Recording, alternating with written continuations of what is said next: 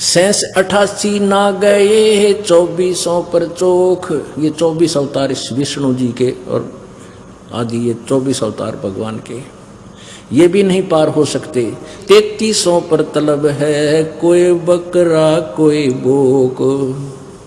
33 करोड़ देवता भी कहते हैं ये भी कोई बकरा बनेगा कोई बोक, यानी 84 लाख योनियों में जाएंगे। सैंस 88 5 में 2500 में पूछे, ये तो अस्थिर है नहीं कभी मुकाम के बेकूच। 24 अवतार तक हो चुके हैं, 25वां और आवेगा नीकलंग नाम से कलयुग के अंत में। राजा हरिश्चंद्र जी स्वर्ग में बैठे हैं, उनको फिर यो चौधरी बना के भेजेगा काल यहाँ पर, यहाँ का अवतार बनावेगा। और वो क्या करेगा, कलयुग के लास्ट में कृतघ्नी लोग हो जाएंगे। अब ये जो समय चल रहा है वर्तमान का पुण्यात्माओं, ये मोक्ष काल है।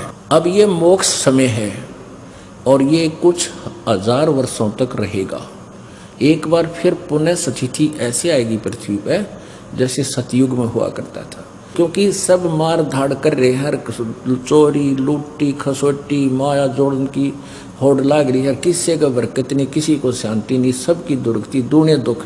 निरे मेडिकल खोल लिए, शहर शहर में निरे हॉस्पिटल प्राइवेट भी, हर सब का भीड़ जो खचाखच भरे रहते, क्योंकि उनके पाप नहीं कट सकते, वो मर जाए सड़ का हॉस्पिटलों में। और परमात्मा की दया से वो रोग आपके वैसे ही ठीक होने लग जाएंगे, क्योंकि परमात्मा से बड़ी कोई शक्ति है ही नहीं। लेकिन वो होंगे किस तरह, इस विधि से आपके अंदर नम्रता, आपकी भक्ति बढ़ेगी तब। तो ऐसे ये एक बार पूरे विश्व में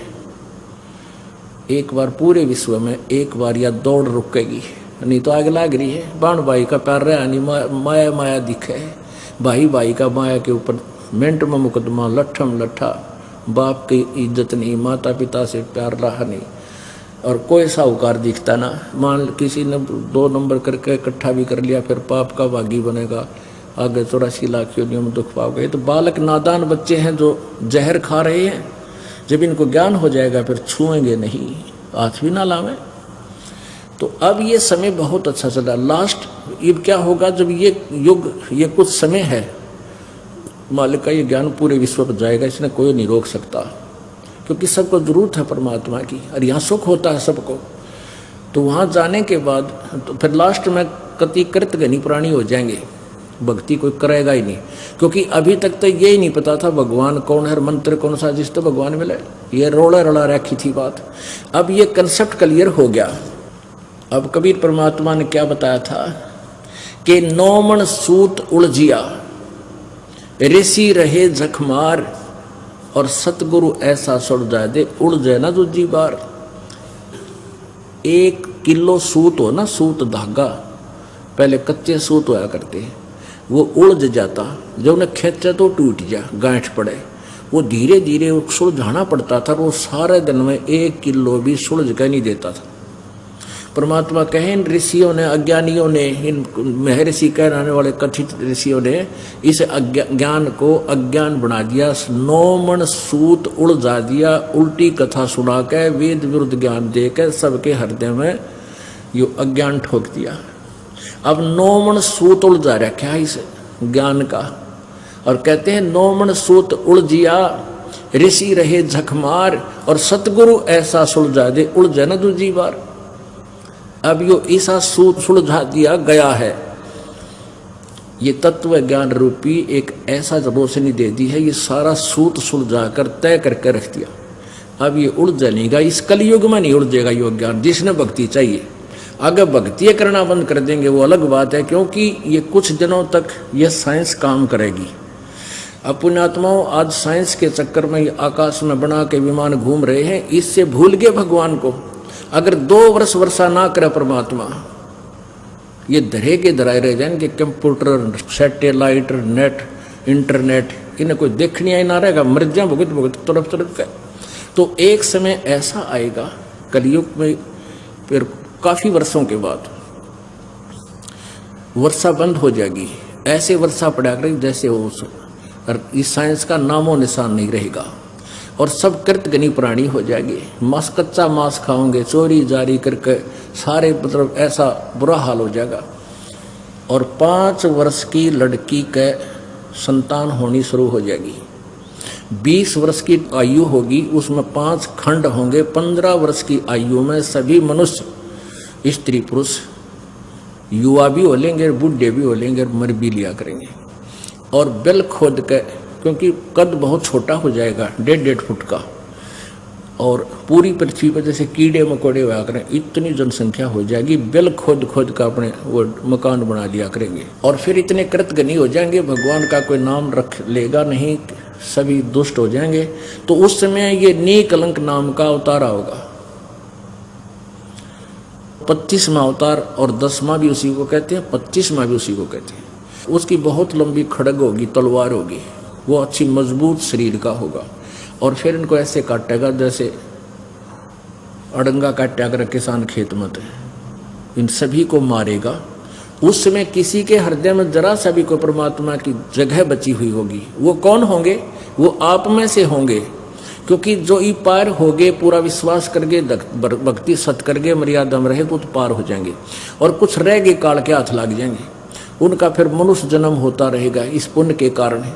और भक्ति आगे करेंगे नहीं, वो पुण्य ही उनके कई जन्मों तक चलते रहेंगे। फिर थोड़ी बहुत चाह उनके भगवान की फिर भी रही रहेगी, उसमें फिर वो बचेंगे। और जमीन जो है 3 हाथ समझो, 4.5 फुट नीचे तक, इसमें ऊपर से लेकर 4.5 फुट तक उपजाऊ अंश नहीं रहेगा। आप देख रहे हो, एक फसल को तैयार करने के लिए दे खाद पे खाद, दे खाद पे खाद, यूरिया और फलाना, और कितने कट्टे इसमें जहर ठोकर लाए गए। अंत में यह कति निष्क्रिय हो जाएगी, यह योग्य नहीं रहेगी काश्त करने की, उपजाऊ नहीं रहेगी। तो फिर क्या होगा कि फिर बहुत जबरदस्त वर्षा होगी, पूरी पृथ्वी पर जल ही जल कई फुट खड़ा हो जाएगा।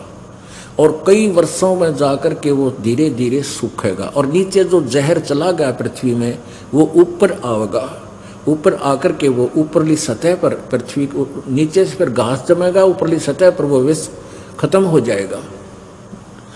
और नीचे से उपजाऊ अंश काफ़ी वर्षों तक जब उसमें खड़ा रहने से फिर घास फूस पैदा होगा पृथ्वी पर, पेड़ पौधे हो जाएंगे हरिये पर। और वातावरण दूषित होने के कारण आपका कद घट जाएगा, इस जीव का कद, हाइट कम होती चली जाएगी। तो प्रदूषण को फिर ये वृक्ष ठीक करेंगे, पूरी पृथ्वी पर वन ही वन हो जाएंगे। और सारे जो प्रदूषण को, वन ऑक्सीजन को छोड़ेंगे, कार्बन डाइऑक्साइड ग्रहण करेंगे। इस प्रकार ये पूरे वातावरण को फिर परिवर्तित कर देंगे। और फिर क्या होगा कि माता पिता तो छोटे छोटे हुआ करेंगे, और बेटा बेटी उनसे दुगनी उम्र के, दुगनी हाइट के होने लग जाएंगे कुछ ही दिनों में। और फिर सतयुग प्रारंभ हो जाएगा।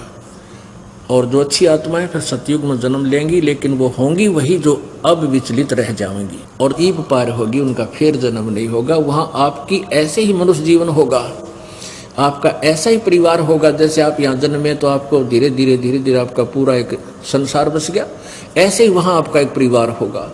जो अच्छी आत्माएं आपके बच्चे हैं, अगर वो भक्ति करके तो जो के तो ये बच्चे आपके साथ वहीं आ लेंगे।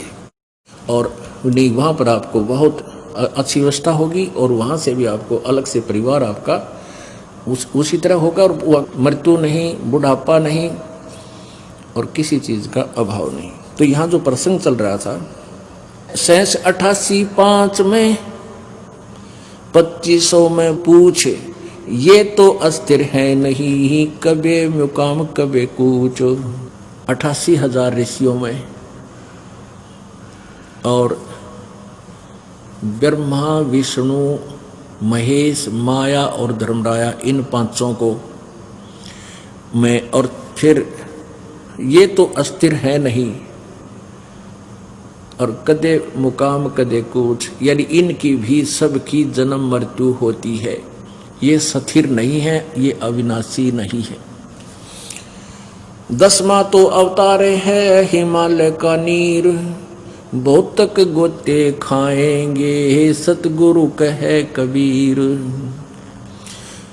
शब्द संदेशा कहते हूँ भिन्न भिन्न भेद विचार, इसको माया जानियो 9-10वां अवतारे। माया माने ये भी जन्म मृत्यु के अंदर माया के खिलौने हैं। 9वां और 10वें जो अवतार हैं ये भी माया ही के अंदर, काल के अंदर ही उलझ पुलझ हैं। कृष्ण कन्हैया राम हैं ये बलि 52 अवतार, अरणा कुश नरसिंह है सब माया विस्तार। वो तो अचल अनूप है नूरी दे शरीर, वो परमात्मा और है जिसका नूरी शरीर है, तेजो में शरीर है, तेज पुंज का शरीर है। अब हमारा शरीर है 5 तत्वों के पुंज का, पुंज माने समूह, 5 तत्वों का पुंज है, और वो केवल एक नूरी तेज पुंज का शरीर है परमात्मा का। निराकार शरीर है मालिक, निराकार है परमात्मा, निराकार नहीं नर आकार, मनुष्य जैसा साकार है।